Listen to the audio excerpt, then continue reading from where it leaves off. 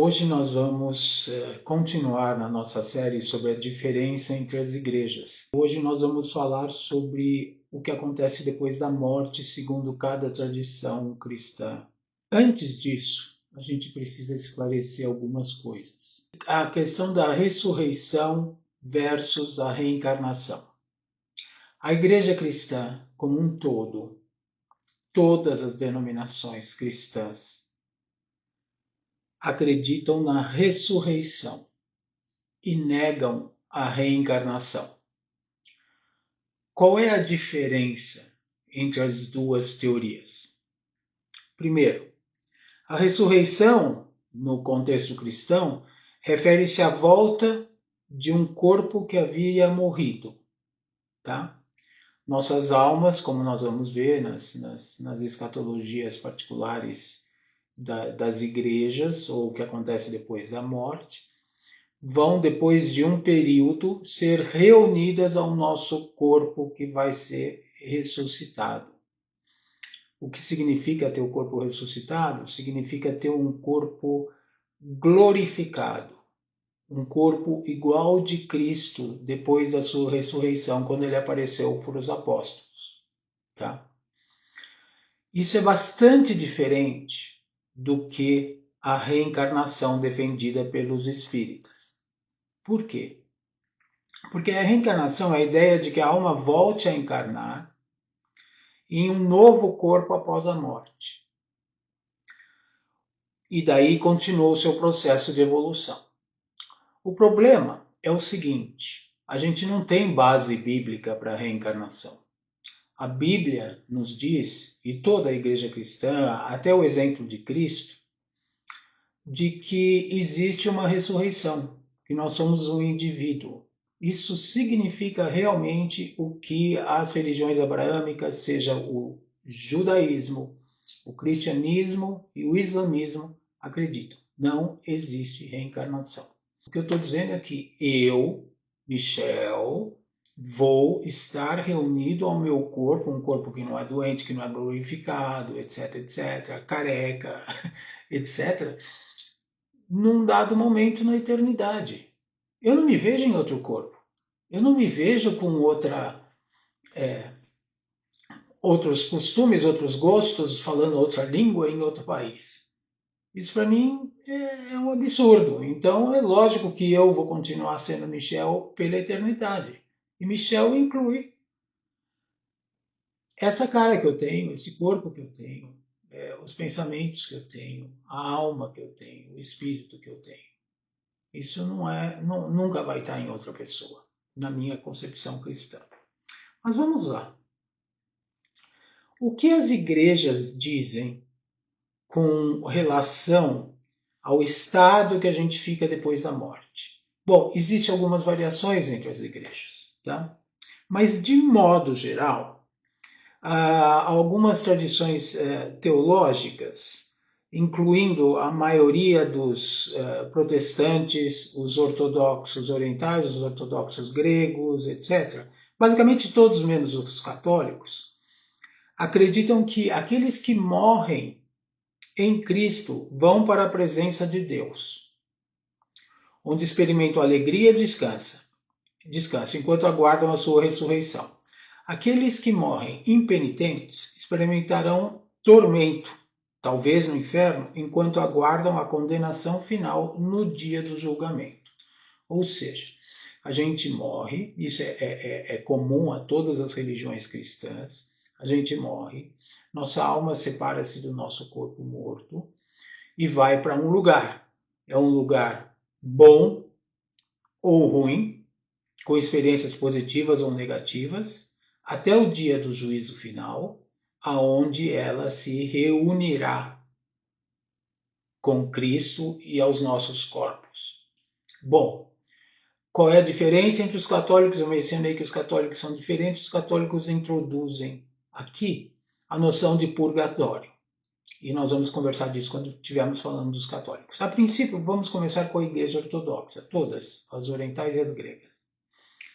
Na tradição ortodoxa, a vida após morte é entendida como uma passagem para um estado espiritual. Ou seja, você sai do seu corpo e fica só o seu espírito, sua alma. Onde a alma experimenta uma antecipação do céu ou do inferno. Você ainda não está no céu, ainda não está no inferno, mas já vai vivenciando aquele trailer de filme, assim, entendeu? Você já vai sentindo qual vai ser o teu destino. Deus determina para cada alma um lugar apropriado para sua permanência temporária. Ou seja, o lugar vai ser mais luz, melhor, mais agradável, se você vai terminar no céu, vai ser um lugar com trevas, menos agradável, se você vai terminar no inferno. Mas você ainda não está no céu nem no inferno, segundo a teologia ortodoxa. Quanto ao purgatório, a Igreja Ortodoxa é bastante explícita e clara. Eles dizem: é evidente que a Igreja Ortodoxa não acredita nessa doutrina do purgatório. Embora concordemos com esse tempo de espera, que o espírito vai estar separado do corpo, até o juízo final, opomos-nos ao modelo de satisfação católico.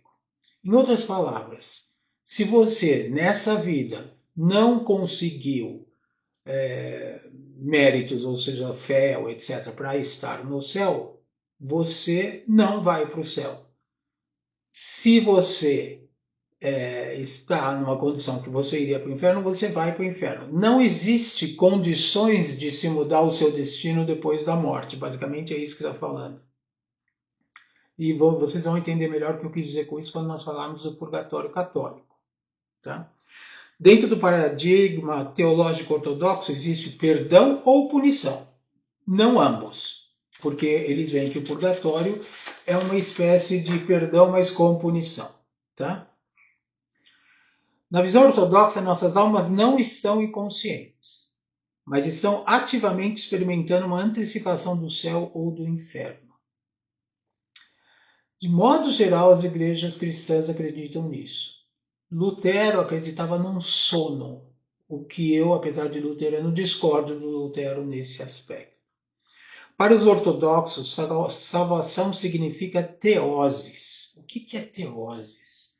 Teoses é uma doutrina ortodoxa, talvez a doutrina que mais difere a Igreja Ortodoxa das outras igrejas todas. A teoses quer dizer libertar-se do pecado e unir-se a Deus. E a teoses, esse processo de se libertar do pecado e unir-se a Deus, é um processo que vai acontecendo durante sua vida terrena. Entendeu? E é baseado mais ou menos no versículo que Cristo diz: Deus se fez igual aos homens para que nós nos fizéssemos igual a Deus. Esse igual, obviamente, não está falando de onipotência, onisciência, onipresença, mas na qualidade de vida e na eternidade que Deus tem.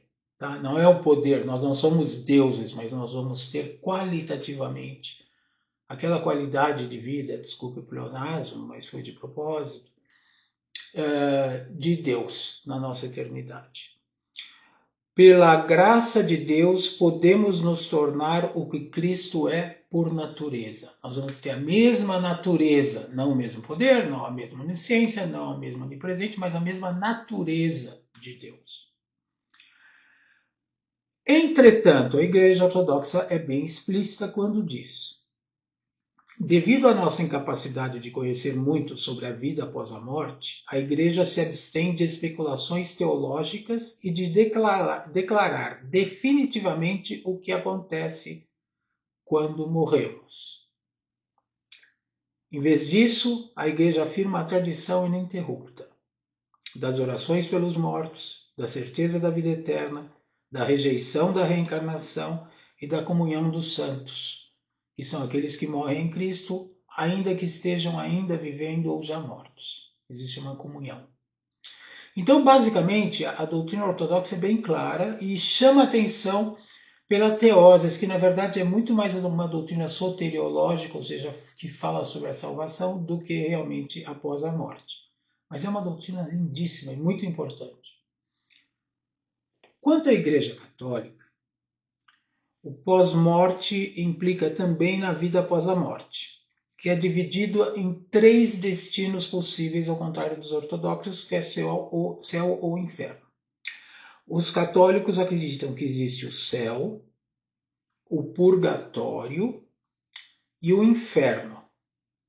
Na verdade, acreditam em 4, nós vamos falar depois um tal de limbo, eu vou explicar. A alma é julgada individualmente e, dependendo dos atos na Terra, segue para um desses destinos. A Igreja também crê na ressurreição dos mortos, onde os corpos serão reunidos com as almas para o julgamento final. A Igreja crê que as pessoas, depois de sua morte, fazem a experiência do chamado juízo particular.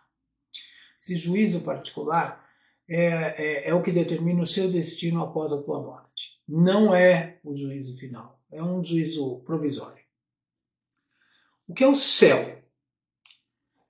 Bom, o céu é claro, tá? Se elas estiveram em sua vida terrena comprometidas com Deus, os valores do reino de Deus, a justiça, do amor, da solidariedade para o próximo e tudo mais, é lógico que essas pessoas irão para o céu. O contrário, se tiver uma vida em desacordo com tudo isso, com as coisas de Deus, mandamentos, solidariedade, amor ao próximo, etc., as pessoas irão para o inferno. Mas a Igreja, diz a doutrina católica, nunca se pronuncia dizendo tal pessoa foi para o inferno. Ela diz se a pessoa foi para o céu, não diz se a pessoa foi para o purgatório, que é mais ou menos default, meio que todo mundo vai para o purgatório, mas quem vai para o céu é uma exceção. Tá? O processo de canonização que a gente vê na Igreja Católica é simplesmente a declaração de que essa pessoa está no céu. Se ela foi direto da morte ou foi do purgatório para o céu, essa pessoa entrou no céu e largou seja lá onde ela estivesse. Isso é a canonização. Tá? Daí para frente a pessoa é chamada santo. Mas a Igreja não faz a mesma coisa no que diz respeito a dizer declarar que tal pessoa, X ou Y, foi para o inferno. Se a pessoa procurou seguir a Cristo, mas em alguns momentos de sua vida essa opção pelo Senhor e pela vivência dos valores do reino de Deus não foi vivida com tanta coerência, a Igreja acredita que a pessoa passa depois de sua morte por uma experiência de purificação final, antes de participar eternamente da glória de Deus. É o que a Igreja chama de purgatório, ou seja, aquelas pessoas que ainda têm pecados, mas que não são pecados tão graves, etc. Lembra, o pecado não pode existir na presença de Deus. Então elas não poderiam ir para Deus. Elas vão para um lugar chamado purgatório, aonde elas vão se limpar desse resquício de pecados ou desse remanescente de pecados, ao ponto de estarem limpas o suficiente para entrarem na presença de Deus, ou seja, no céu. Existe um outro destino que pouco se fala, além de céu, purgatório e inferno, que é o limbo. O que é o limbo? É a teoria sobre o possível destino de crianças que morrem sem batismo. Lembra quando nós falamos de batismo? Que o batismo, a obra do batismo não é a fé, não é a intenção, nada. A obra de se batizar uma pessoa, o tal do ex opere operato, faz com que as pessoas sejam salvas do pecado original. As crianças que morrem sem batismo ou que nascem mortas vão para o limbo até chegar a hora do juízo final. Não é nem purgatório, nem inferno e nem céu. É um estado neutro, onde as pessoas ficam até que elas vão para o juízo final e aí serão julgadas. Os justos que morreram antes de Jesus Cristo também são mencionados como tendo estado no limbo. Ou seja, lembra que precisa ser batizado para ser salvo? Se a pessoa não foi batizada, por exemplo, os judeus, antes de Cristo, ou todos aqueles que vieram antes do nascimento de Cristo, elas não foram batizadas em nome da Trindade. Elas não foram batizadas, porque não existia batismo ainda. Então essas pessoas estão no limbo. Essa é a posição católica. Quanto à ressurreição, a Igreja Católica acredita, como todas as outras, que no fim dos tempos todos os mortos serão ressuscitados, com seus corpos reunidos às suas almas. E aí haverá o juízo final. A vinda gloriosa de Jesus não significa o fim do mundo ou a destruição do mundo, mas será um momento, segundo a Igreja, de renovação de todas as coisas, de um estabelecimento definitivo do reino de Deus, onde Deus será tudo em todos. E por que é preciso, segundo a teologia católica, rezar para os mortos? A Igreja Ortodoxa o faz e a Igreja Católica o faz. E agora nós vamos descobrir por que as outras não fazem. Essa prática de oração pelos defuntos tem o seu embasamento nas Sagradas Escrituras, particularmente texto católico. Existe uma passagem do segundo livro dos Macabeus, capítulo 12, versículo 46, que diz assim: Eis porque ele, Judas Macabeu, mandou oferecer esse sacrifício expiatório pelos que haviam morrido, a fim de que fossem absolvidos de seu pecado. O que ocorre é o seguinte: o livro de Macabeus é um livro deuterocanônico. Para os protestantes é chamado de apócrifo. Por quê? Porque a gente fala que o Velho Testamento veio dos judeus, chama Tanakh. Tá? 3 grupos de livros fazem parte do Velho Testamento. O Torá, que é a lei, que são os 5 livros de Moisés. Os livros históricos, que são chamados escritos ou Ketuvim.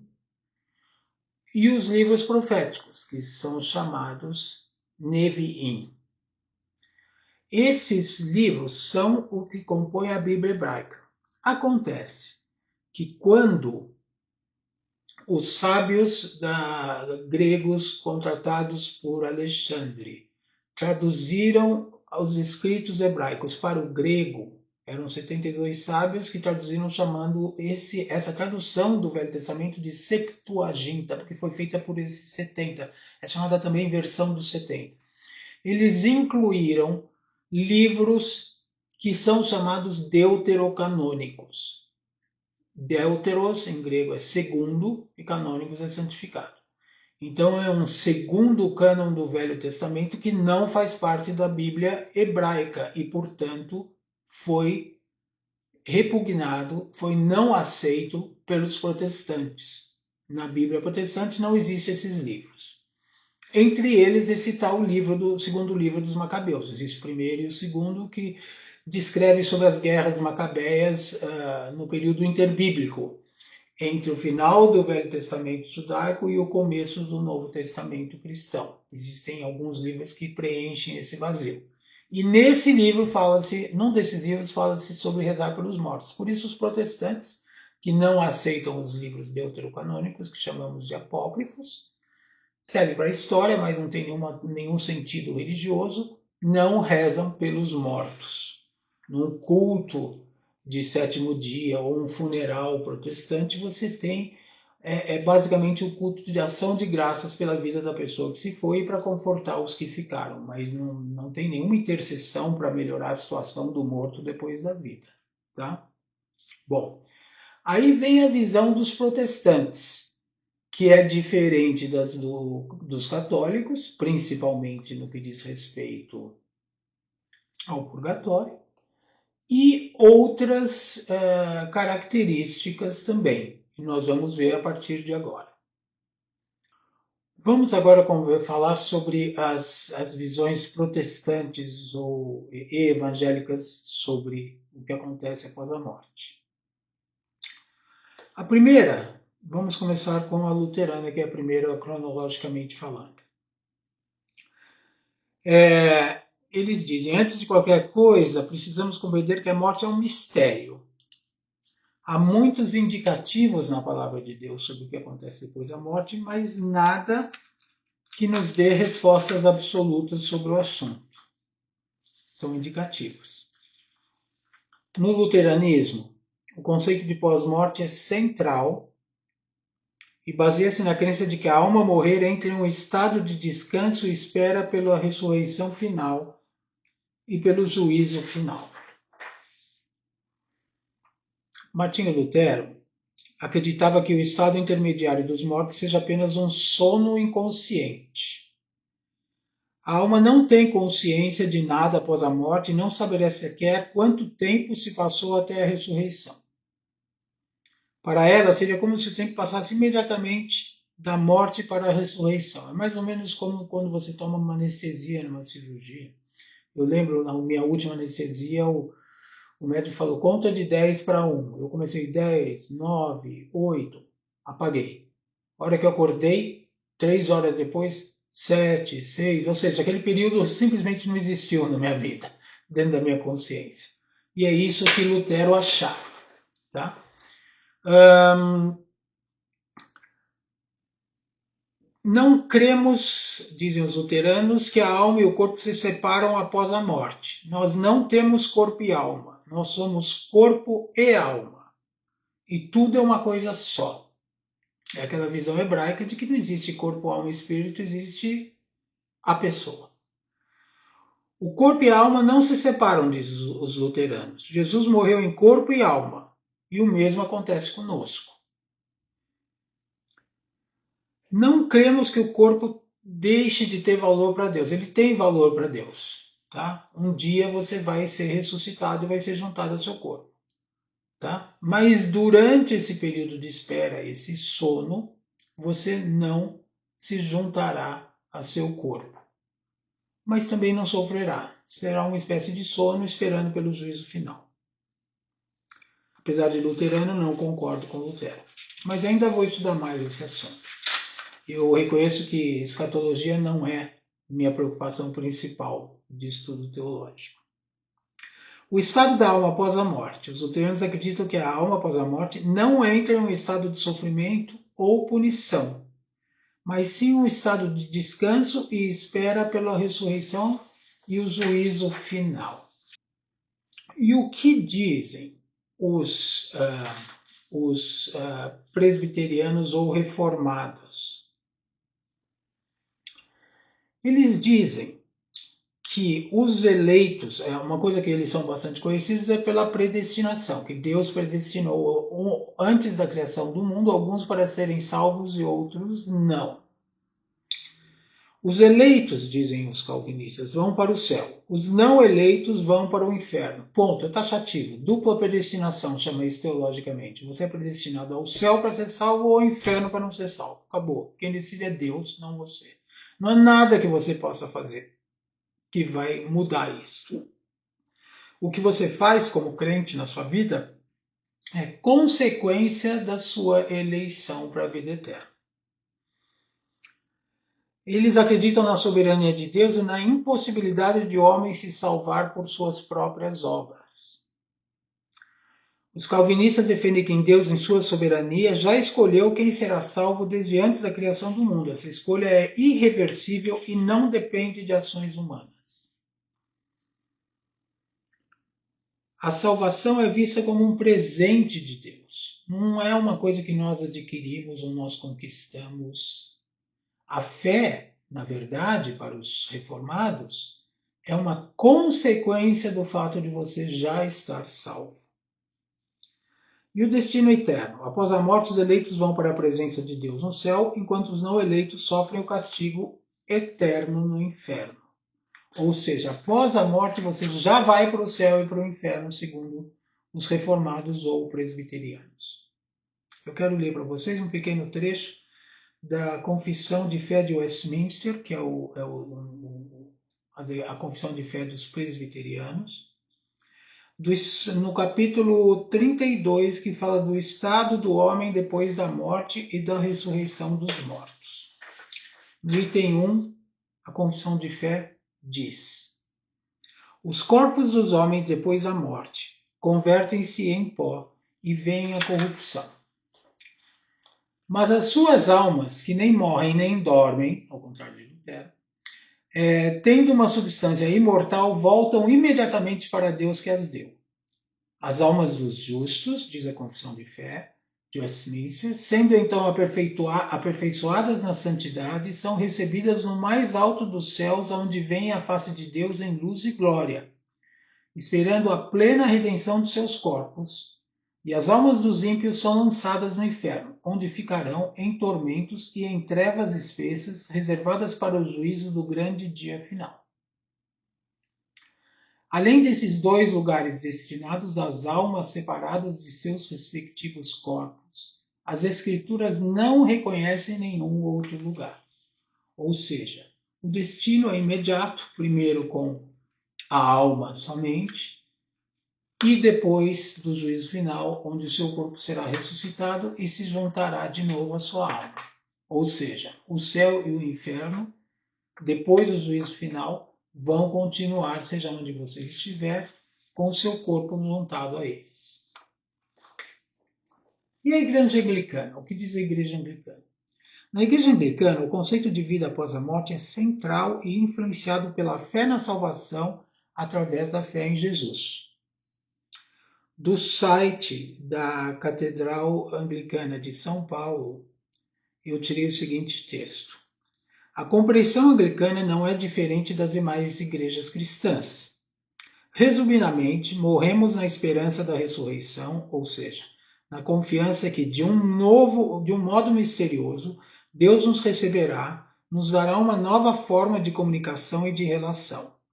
O corpo glorificado ou o corpo ressuscitado. Falaremos disso no próximo vídeo. E nos unirá a Cristo na comunhão dos santos. Essa é a promessa a todas as pessoas batizadas. Existem linhas, fala o site, de anglicanos, que são chamados normalmente de anglo-católicos, que aceitam relativamente a doutrina do purgatório. Mas não é a maioria dentro da Igreja Anglicana. A Igreja Anglicana tem uma posição bem mais protestante do que católica. Mas muitos anglicanos veem a Igreja Anglicana como uma igreja anglo-católica. É uma igreja católica que tem um outro chefe que não o Papa, que de resto é igual. Eles acreditam em 7 sacramentos em vez de 2, acreditam no purgatório, em veneração a Maria, etc. Isso são coisas que na igreja anglicana como um todo, que é mais protestante, não é aceito, mas existe sim uma pequena parte da igreja anglicana que é anglo-católica. Os anglicanos acreditam que os mortos entrem em um estado intermediário onde esperam pelo juízo final e a vida eterna. Esse estado intermediário não é muito esclarecido na igreja anglicana, mas é basicamente o que os protestantes acreditam, embora a gente tenha duas versões diferentes. Lutero acha que nós dormimos e Calvino acha que nós vamos imediatamente para a presença de Deus. Agora a igreja metodista, que veio da igreja anglicana. Segundo a tradição metodista, a morte não é o fim da vida, mas sim uma passagem para a vida eterna.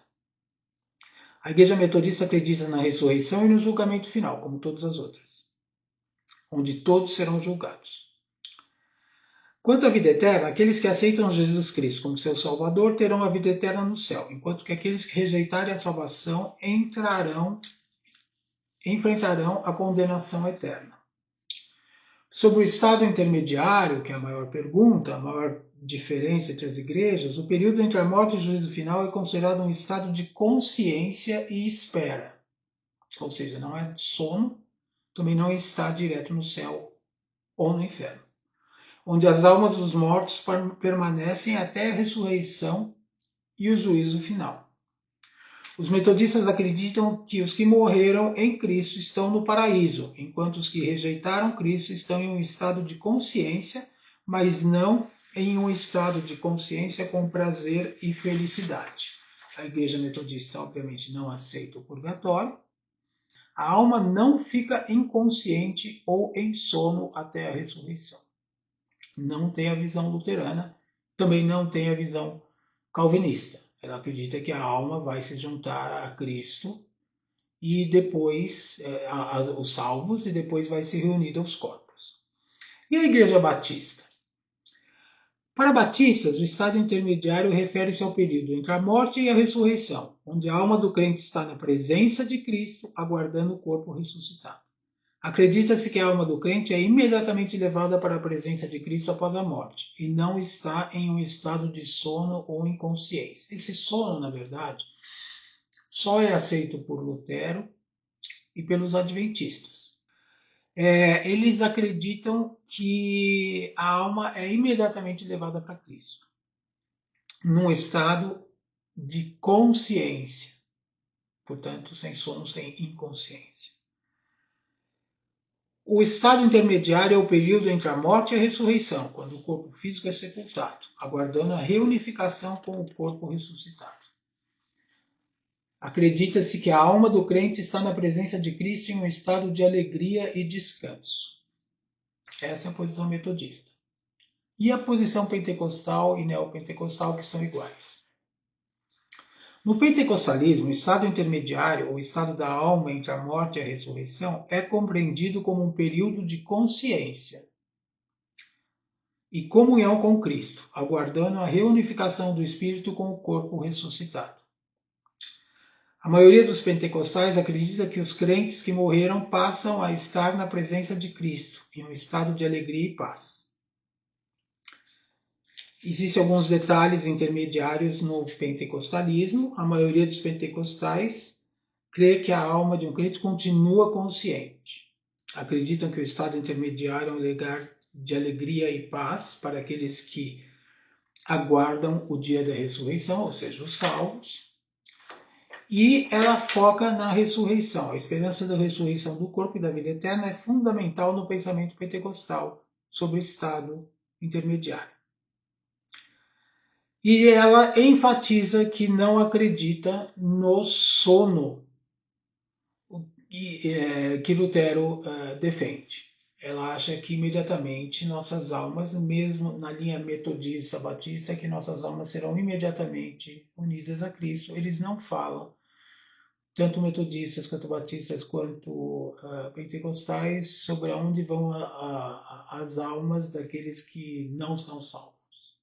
Bom, essa é uma posição, era um vídeo para explicar o que acontece depois da morte do indivíduo. No próximo vídeo, que talvez nós tenhamos que dividir em duas partes, por ser muito extenso, nós vamos falar sobre o fim do mundo, ou o que a gente chama de escatologia geral.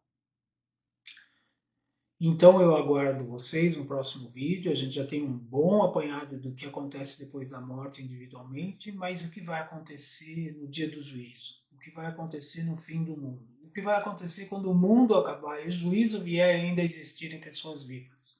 Tudo isso nós vamos discutir no próximo vídeo. Espero que vocês tenham gostado. E qualquer dúvida, por favor, mandem perguntas. Acionem o sininho, inscrevam-se no canal, tudo gratuito. E compartilhem o vídeo com outras pessoas que tenham interesse nesse assunto. Basicamente, todo mundo tem interesse nesse assunto. Isso ajuda a divulgar os nossos vídeos. Muito obrigado e até a próxima.